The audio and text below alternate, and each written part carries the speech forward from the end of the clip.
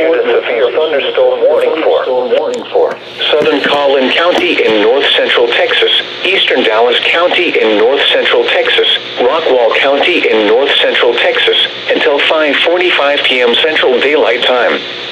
At 4:44 p.m. Central Daylight Time, a severe thunderstorm was located over Murphy, or over Soxie, moving southeast at 25 miles per hour. Hazard, 65 miles per hour wind gusts. Source, radar indicated.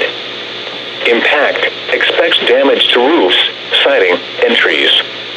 This severe thunderstorm will be near Soxie around 4:50 p.m. Central Daylight Time. Roll it around 4:55 p.m. Central Daylight Time.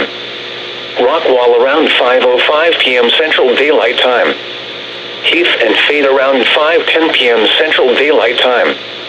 Roy City and Mobile City around 5:15 p.m. Central Daylight Time.